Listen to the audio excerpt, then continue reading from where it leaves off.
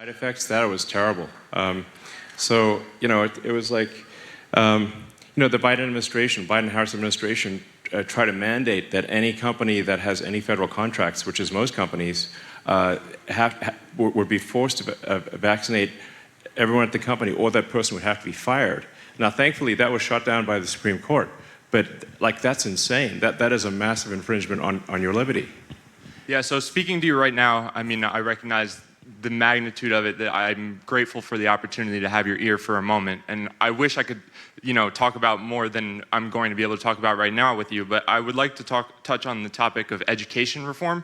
I've heard you express in the past some dissatisfaction with the way we go about education today. I found your concept of levels that a student can advance at his own pace to be compelling.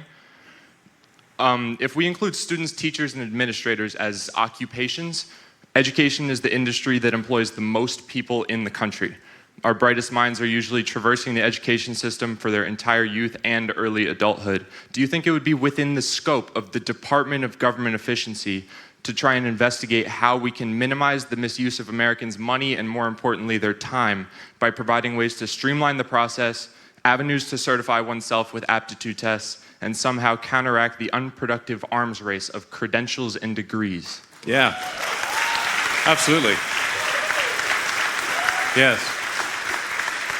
No, I think it's pretty nutty. Like, ironically, if you look at how Americans have performed in academic tests since the establishment of the Federal Department of Education, it's been downhill. So, like, why are we spending all this money for worse results? And then there's a lot of the money in education is actually for pushing propaganda, instead of teaching kids the facts about the world, like, things that are actually useful. So we definitely need to stop the propaganda, the pushing of the propaganda in schools, and teach kids skills that are actually useful. I'm a big believer in that. So. Hi, Elon. Thanks for taking the time to do this. This is fantastic. My question involves regulation. Tesla full self-driving has the potential to save tens of thousands of lives per year. What do you think is the right way for regulators to look at the technology, and what factors do they look at to try to get to the goal of unsupervised self-driving? And I've seen its growth over time. I've been a beta tester since the safety score, and 12.5, 0.4.1 drove me here with zero intervention. Cool. Yeah. Well, I think that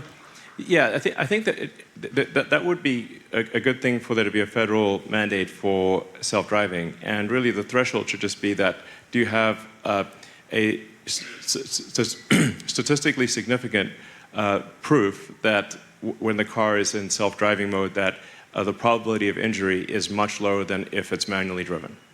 Like well above the margin of error. Like, let's say it's like, 50% or 100% better with 1 billion miles of driving. So if you've got a large data set and clear data to back it up, then I think you should obviously allow self-driving as soon as it is obviously safer than manual driving.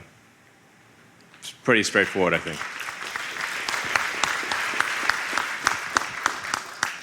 Hi, Elon. My name is Molly Hughes. I'm an engineer from Lancaster. And I just want to say thank you for all you've done for free speech. And I realize that's saying almost nothing at all in proportion to what it's meant to all of us. My question is, given that Marxist ideology is responsible for the death of 100 million people in the 20th century, why do you think it's making a resurgence, and what can we do to help combat it in our daily lives?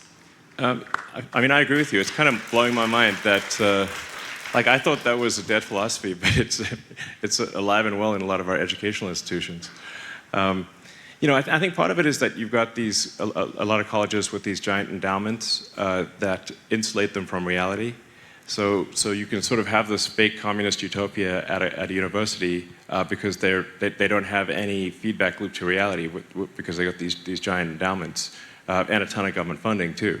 So that allows them to be disconnected from the realities of the free market. They take advantage of the free market, but they live in a sort of pseudo-communist world in a lot of these colleges. So they just don't get it. But it is remarkable, and there are a lot of memes about this because, like, how often do we need to run this experiment?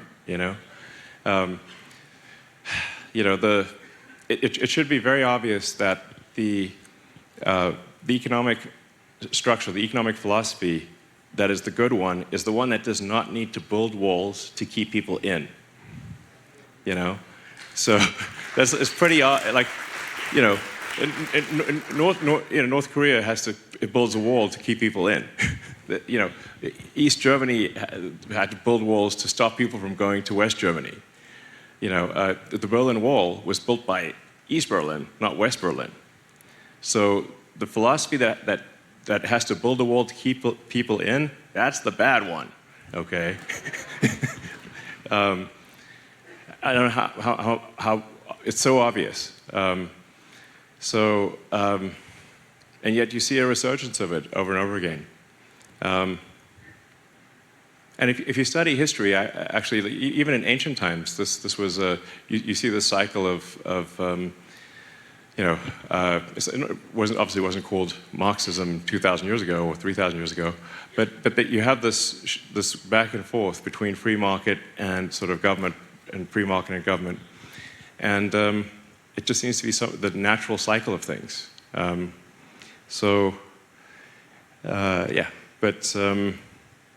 obviously I'm a big believer in the free market, the free market is just like let people buy the things they want to buy and let people make the things they want to make. It's not that complicated, And I find it bizarre that people think the government is a solution to things when a government is just a corporation in the limit.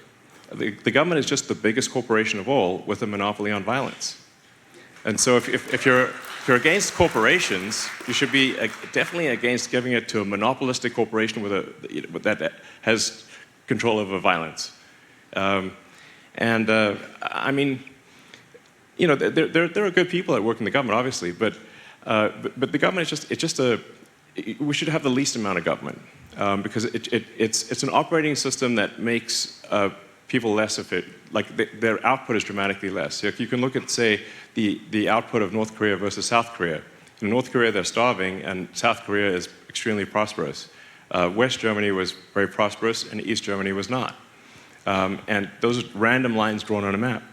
So it should be, I don't know, like I said, super obvious what the right path is.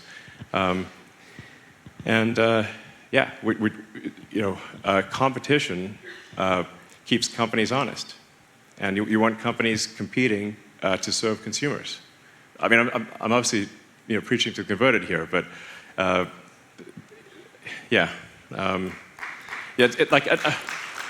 another way to think of it is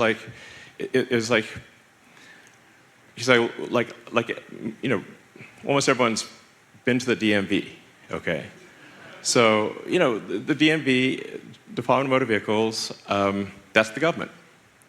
And more government is just the DMV at scale.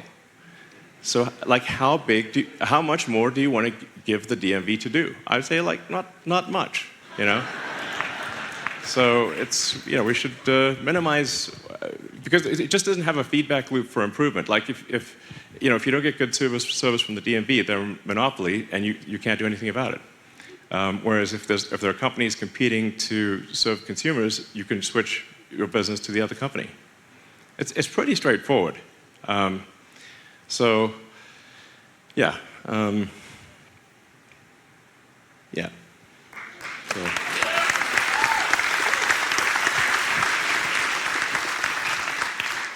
Hi, Elon. My name is Rebecca Gilbert. Thank you so much for being here. My question is, what role do you think AI should play in our democratic republic? And how do you think it can be used to uphold our constitutional freedoms? And what do you think will be the potential consequences of creating AI that is far more intelligent and capable than human beings, with the exception of you, of course? Well, I do worry about AI, actually, because we are creating an intelligence that ultimately will be far more intelligent than any human, and ultimately more intelligent than the sum of all humans. So in creating AI, we need to be very careful and it's like having a sort of a genius child. You want to have that child grow up with good values. I think the most important thing in training AI is that it's rigorously truthful. Even if this is very, very important, essential. And my concern about a lot of the AIs that are being developed are that they're trained to lie, and in some cases with potentially disastrous consequences.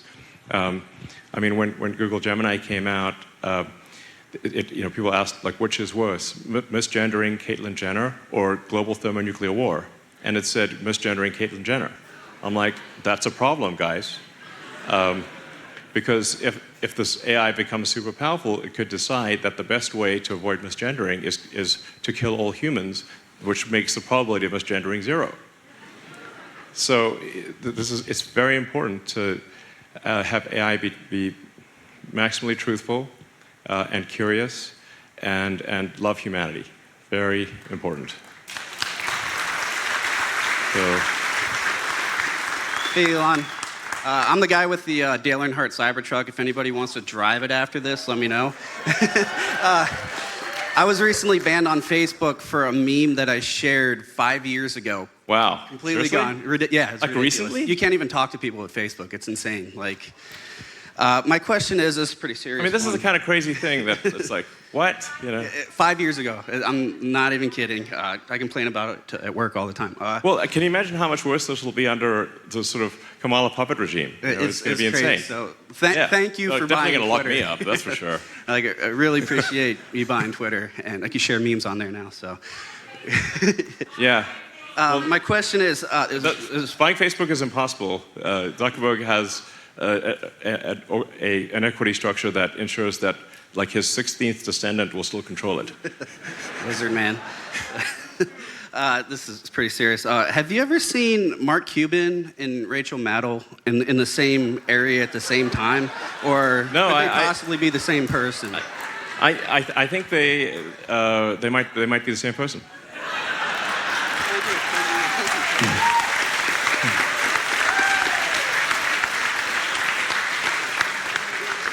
Hello, my name is Leslie Lockheed. I'm a senior pastor in the Ministry of Repentance and Holiness. It's a global ministry. And I'm also here as a mother and a grandmother. And I'm also here on behalf of people with disabilities. I'm very interested in all of your different inventions. I find them very fascinating, and I'm so grateful that you have that type of compassion. And I really want to thank your mother, because I know she's been a part of that from a very young age. My mom and my sister are great. So yeah, it's they're great people, and yeah, I mean, I love humanity. I think obviously we're not perfect, and we people do things that are bad at times, but on balance, I love humans and I love humanity. So it's very evident. Yeah. I thank you for your compassion. And now there are a lot of different issues that are so important to me personally, and I'm sure all of you share them. I've seen just horrendous things in the news from every type of issue, the homelessness, the things that have happened, the hurricane, the people in the Carolinas and all the 6 states, and the sufferings that is going to continue. I'm very concerned about our fellow Americans there, and those who are yet, that are going to suffer from other natural disasters that are still in the making. Sure. And those who still haven't recovered from the ones before. So that's very important. I'm I'm very concerned about the children and the grandchildren and the exposures that are really impressing, putting impressions upon them to lead them off into very, very extremely dangerous ways, as some of what you've touched on tonight. There's just so many that I can't even mention them all here. But I would like to also extend an invitation to you.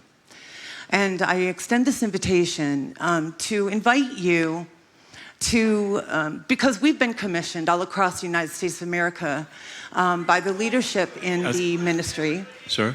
And even President Trump, former President Trump, has sent off a letter of invitation to this man of God.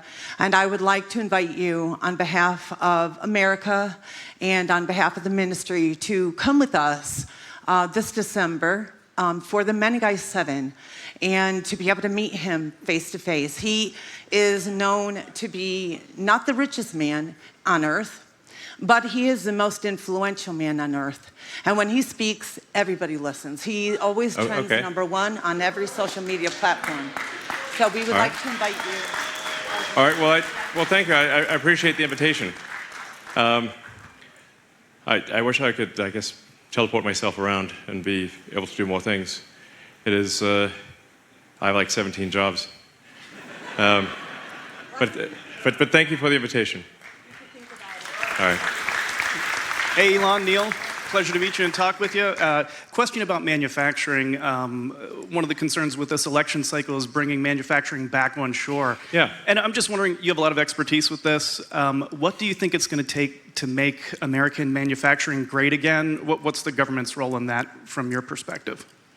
Well, as I mentioned, I think deregulation will actually be very helpful. It's like borderline impossible to get big projects done. Like you want to build a big factory, it's like extremely difficult to do in the US. So I think deregulation will help a lot with that. I do think we probably need to be sensible about tariffs and just if there is dumping of goods from other countries, we probably should have tariffs that prohibit that. But I think in general we should prize manufacturing in the U.S. a lot more. But I mean, America still is the second biggest manufacturer in the world after China. And I'm a big fan of manufacturing. Obviously, I built a lot of factories. Spent a lot of time on the production floor. And I think part of it is like, I don't know, maybe manufacturing became like uncool or something. I don't know. But as I was saying earlier, we're way too many people in America in finance and law, and I think a bunch of them should really be doing manufacturing instead.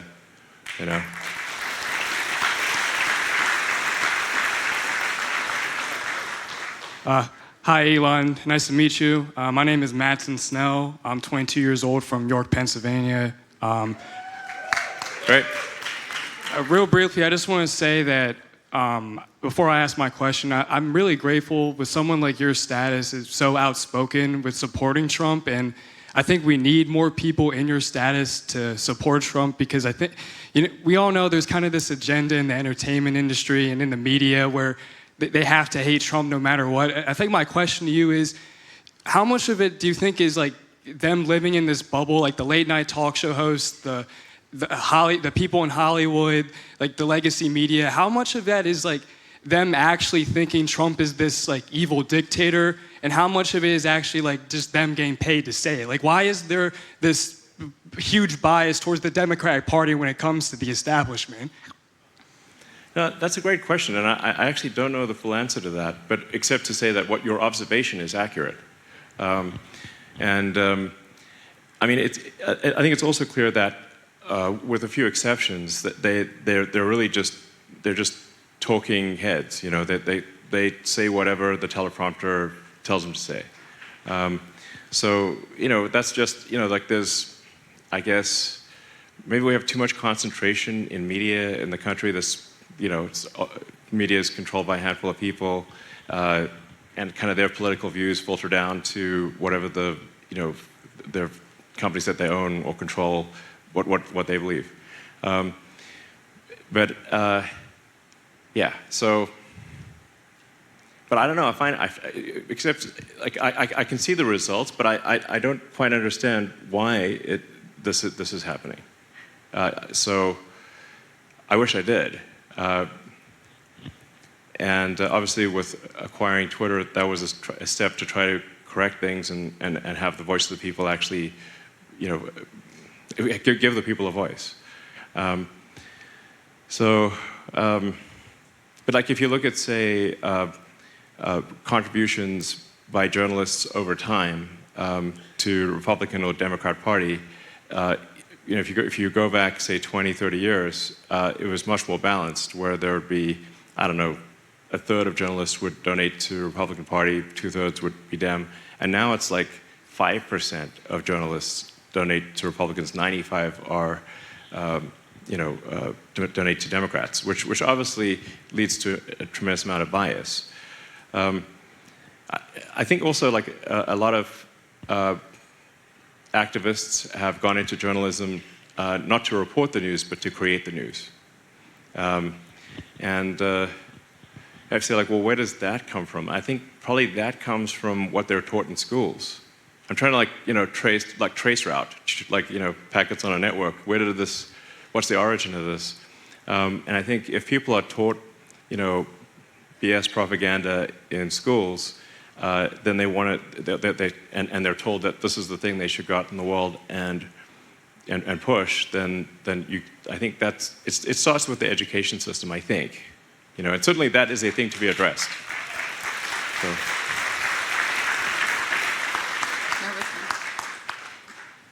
Hi, Elon. My name is Janine. I'm from Central Pennsylvania. And tonight you've mentioned many times how important it is that we get out there, we register, we vote, we convince our friends, families, acquaintances to get out there and vote.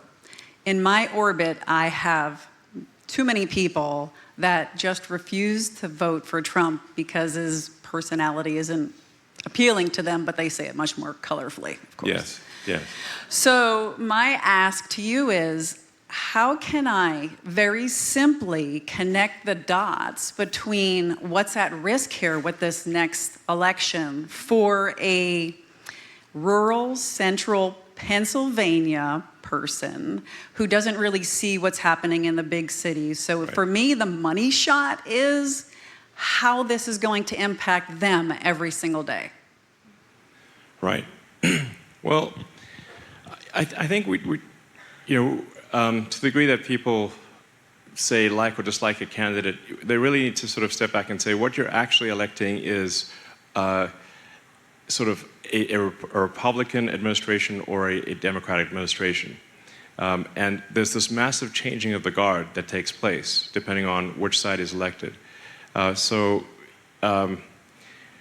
or not somebody likes Trump as a person or not, first of all, I think they should definitely look into a lot of the things that they've been told about Trump, because I think a lot of the stuff that they've been told about Trump is not true. Even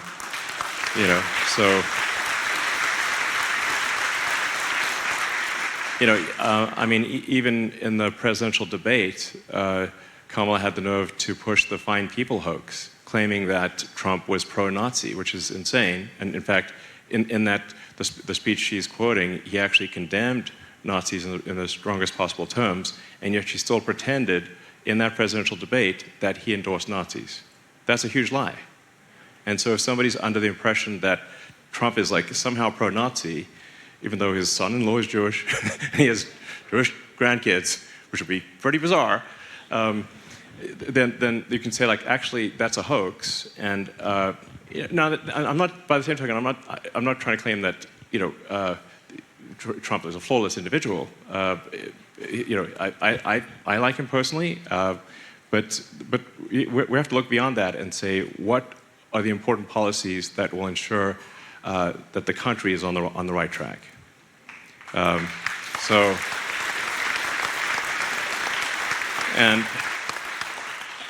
think if you say, like, well, for a lot of people, like, do you feel safer walking around the streets, or do you feel less safe? And when I talk to people, they feel a lot less safe.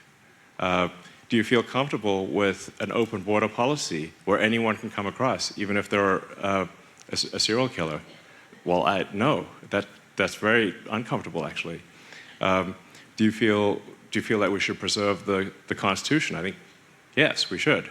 Freedom of speech is very important. If you say, like, well, do you agree with these policies? I think the answer is, I think for a reasonable person, it's going to be yes. And then it's like, well, then you need to sort of look past what you believe the individual, whatever flaws you believe the individual has, and say that there are larger issues at stake than what you may think about the individual, which also may be wrong what you think about the individual. So, my view about this election is that I think this is most likely the last real election.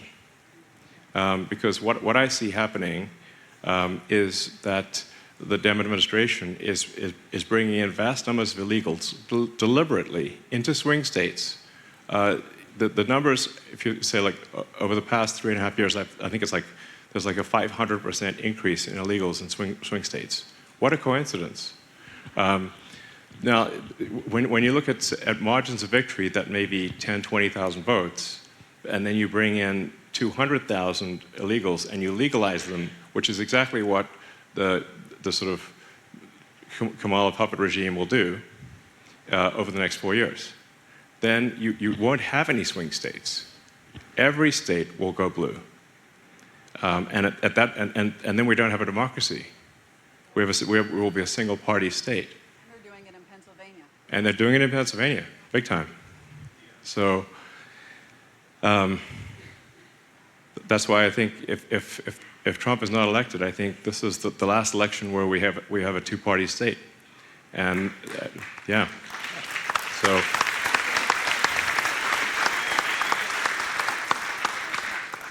And one doesn't need to actually say, oh, well, this is a conspiracy. Just think about simple incentives. You have a Democratic Party that wants to win, and the path to winning is bringing in large numbers of illegals, and especially to swing states, and then legalizing them so they can vote. And then that's what happened in California. And when they did that in California, California went supermajority Dem, and California has been a one-party state ever since the amnesty in the late 80s. Essentially one-party state. At this point, it's supermajority Dem. The only competition that occurs is at the Democratic primary. So that's not a real democracy at that point. So this is the last chance. This election's the last chance. Yeah. Hello, Mr. Elon Musk. My name's Grant Hoffman. I'm an Air Force veteran, a father of 2 wonderful boys.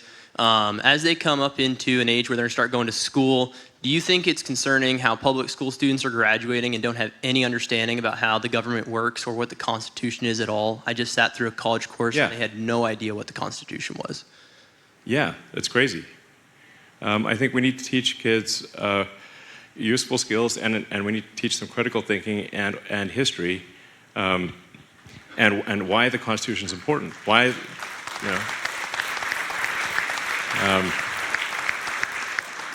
I mean, in a lot of schools, kids these days are taught to hate America, which is just crazy, So that's got to stop. Yeah.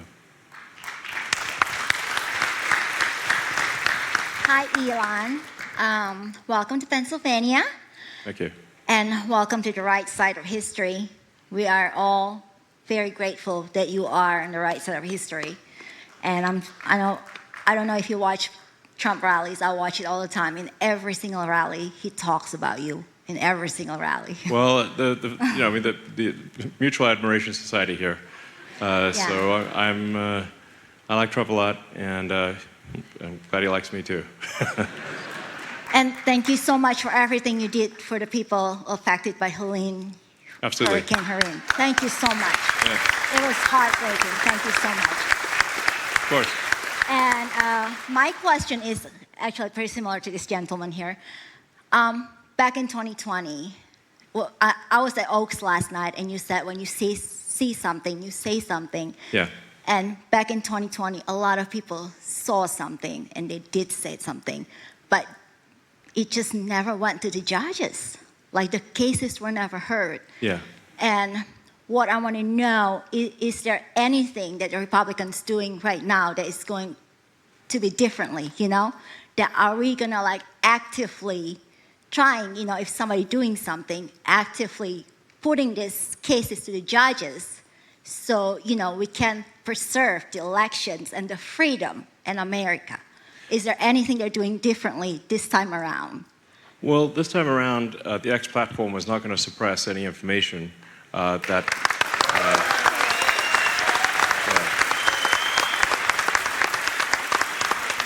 So, and if there's any evidence of election fraud, post it on the platform and be as loud as possible. And if you got put as much evidence as possible out there, and let's shine a big light. And the brighter the light, the harder it will be to cheat. So, all right, I'll take a few more questions and then call it a night. Hi, my name is Rebecca, and I just wanted to say thank you for, going in front of people and being sort of awkward. You know what I mean? No, well, I mean, yeah. I mean, these are real-time questions. This is obviously unscripted. So it's like I have to think for a second, what? I don't always have a great answer because I just heard the question. So I'm autistic, and join the club. As a girl, yeah. Growing up as a girl on the spectrum was definitely super hard because we kind of, whatever, it doesn't matter. But my whole question is about AI. Okay. Essentially, I feel like there's two ways you could develop AI where it could become sentient. And if you sort of develop AI to become sentient and it's a programmed thing, you're basically creating a slave. So therefore, my question to you is, would you be able or willing to promise to only develop AI into a sentient being through a simulation of human existence so that it can actually experience what it might feel like to be a real human? And speaking of the simulation, perhaps that's what we are. Perhaps we're the AI going through the simulation. Yeah. And with that, our consciousness level could possibly be related to, it could be correlate directly to the amount of tech that we're allowed to have. So if you want to move past combustion, perhaps we have to work on the inside of humanity, which is developing the actual consciousness first. Yeah. I'm not sure how to answer that exactly, but I think the most important. I think we're developing digital superintelligence. We want to make sure it is, results in a better future, and I do think probably at some point the AI will be sentient or indistinguishable from sentience, so. I don't know quite what to do about it, except to try our best to make good AI. And like I said, rigorous pursuit of the truth is most fundamental for AI safety. So I'll take one more question. Thank you. I just want to thank you for the format today. This is a big breath of fresh air, I'm sure, for a lot of people to be able to ask questions and kind of control what's being said. My question is, so our tax dollars are being used for billions of tax dollars to aid in conflicts that many of us don't support, while our governments have helicopters, rotor washing civilian aid camps in North Carolina. Thanks to the X platform, we get to see that. FEMA is reportedly threatening charges on neighbors that are helping to rebuild their own communities as well. We have the Department of Defense issuing Directive 5240, which in at least some capacity allows the federal government to direct the military to operate in a law enforcement capacity against its citizens, which is unconstitutional, I think many would say. How do you believe that you and the Trump administration can help us with the lack of accountability and improve trust in the federal government? Well, I think, first of all, I think we should have a lot less federal government. Because a lot of times the government just gets in the way. And you get these sort of Kafkaesque, bizarre situations where, FEMA will operate under some rule where, they assume responsibility for an area, and then they, in their rule set, they then, because they have responsibility for an area, they prevent others from helping, even though they are, in some cases, not helping. So you get this, I think the way to, like, let's just have a lot less government. I think the citizens are capable of helping each other, and the government certainly should not stand in the way of people helping each other. That's really crazy. And I think just being on the ground and just like, you just need to be on the ground. If there's an emergency, you want the head of Homeland Security to be on the ground where the disaster is, not shopping for expensive clothing in New York, which. So, I'll take one last question and then call it a night. But yeah. Thank you, Elon. Mark Clark from Camp Hill. Thank you for being our Braveheart for free speech. Well, I hope I don't have the same ending as Braveheart. No. So, freedom. But for the first time in my life, a long span of voting every election day, I voted early this week. Great. And, thank you. Please encourage everyone to vote early and, get registered, yeah. My question is, aside from what you said about self-driving cars, what's your stance on government mandates for electric vehicles? Yeah, I actually generally think that there should not be government mandates. I'm generally against incentives and tax breaks and these for all industries. So whether there are lots of incentives and tax breaks in oil and gas as well. I think we should just not have them. We should just get the government out of things and let the market, figure it out.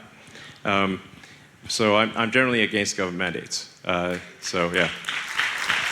All right. With that, I'd like to thank you all for coming. It's been an honor to speak with you, and yeah. So. Freedom! Oh, sorry, guys.